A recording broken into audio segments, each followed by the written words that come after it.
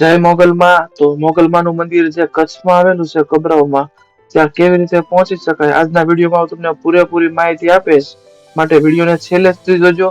ચેનલમાં નવા તો ચેનલને સબસ્ક્રાઇબ કરી દેજો. વિડીયોને લાઈક અને શેર કરવાનું ભૂલતા નહીં. અને જો મોગલમાને માનતા હો તો કોમેન્ટમાં જય મોગલમાં પણ લખી નાખજો. તો કબરાઉ પહોંચવા માટે સૌથી પહેલા આપણે ભચાઉ સુધી જવાનું રહેશે. તો સુરતથી અમે ભચાઉ જવા માટે સુરત મુન્દ્રાની બસ પકડી, જે અમને ભચાઉ પહોંચાડી દે. તો સુરતથી ભચાઉ પહોંચવા માટેનો સમય સાંજના 7 વાગે અમે બેઠા હતા, તો સવારના 5 વાગે અમને ભચાઉ સ્ટેશન ઉપર ઉતારી દીધા. ભચાઉથી કબરાઉનું અંતર માત્ર 17 કિલોમીટરનું રહેશે, જ્યાં તમે એસટી બસ અથવા છકડો રિક્ષા દ્વારા આ 17 કિલોમીટરનું અંતર કાપી અને પહોંચી શકો છો કબરાઉ મોગલમાના મંદિર. અમારી બસ કબરાઉ મંદિરની અંદર વિડીયોગ્રાફી અલાઉડ નથી, એટલા માટે આપણે બહારથી જ તે વિડીયોગ્રાફી કરી હતી. જે ઉપર બોર્ડ મારેલું છે કે અંદર વિડીયોગ્રાફી કરનાર કે ફોટોગ્રાફી કરનારને આંખોની તકલીફ થાય છે, એ રીતનું બોર્ડ મારેલું છે કબરાઉમાં. એટલે આપણે અંદર જઈને કોઈ પણ જાતની વિડીયોગ્રાફી કરી નથી. તો કબરાઉનો બહારનો જે આખો નજારો છે હું તમને બતાવું. સવારના 5 વાગ્યાનો સમય છે આ કબરાઉની જગ્યા, અને બહારનું જે આખું પાર્કિંગ એરિયા છે ત્યાંથી કબરાઉનું આખું મંદિર કેવું દેખાય છે એનો આખો વ્યૂઝ તમને આ વિડીયોમાં જોવા મળશે. વિડીયોને લાઈક, શેર અને કોમેન્ટમાં જય મોગલમાં લખવાનું ભૂલતા નહીં. બધાને જય માતાજી. તો આજે હું માતાજીના દર્શન કરવા માટે આવી ગયો છું સુરતથી કબરાઉ. અને સુરતથી કબરાઉ કેવી રીતે પહોંચી શકાય છે તેની સંપૂર્ણ માહિતી માટે વિડીયોને તમે છેલ્લે સુધી જોજો. તો કાલે સાંજે આપણે સુરતથી બસ પકડી હતી. સુરતથી ભુજવાળી બસ હતી, એ બસમાં આપણે ભચાઉ ઉતરી ગયા. જેઠાલાલનું ગામ જે આવે છે ભચાઉમાં. અને ત્યારબાદ ત્યાંથી લોકલ રિક્ષા દ્વારા 14 કિલોમીટરનું અંતર કાપી અને અત્યારે આપણે કબરાઉ પહોંચી ગયા છીએ. મારી પાસે માતાજીની જગ્યા છે, તો ત્યાં ફર્સ્ટ ક્લાસ મજાના દર્શન કરી લીધા છે. બાકી સવારનો નજારો કંઈક આવો છે. વહેલી સવારે અમે અહીંયા 6 વાગે પહોંચી ગયા હતા. એનો નજારો જવો અત્યારનો.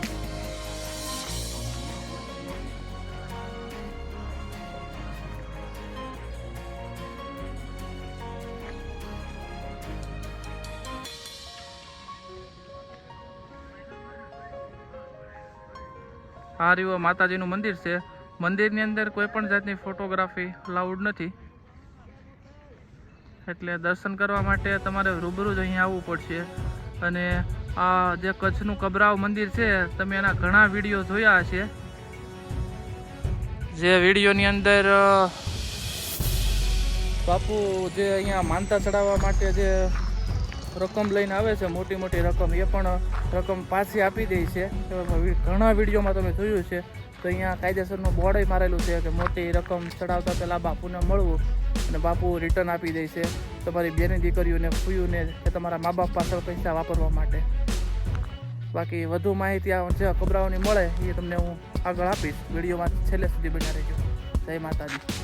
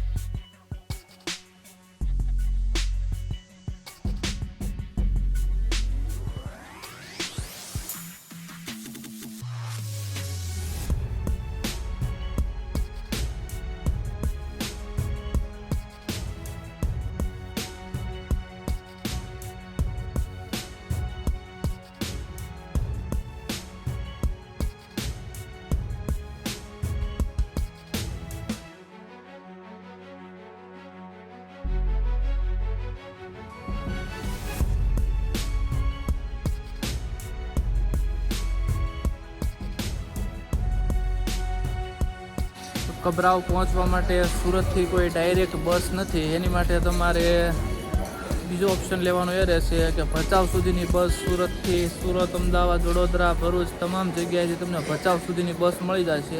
અને ભચાઉથી માત્ર 14 કિલોમીટરના અંતરે કોઈ પણ જાતના પ્રાઇવેટ વ્હીકલ્સમાં તમને અહીં પહોંચાડી દેશે. ડાયરેક્ટ બસ નથી કોઈ પણ પહોંચવા માટેની.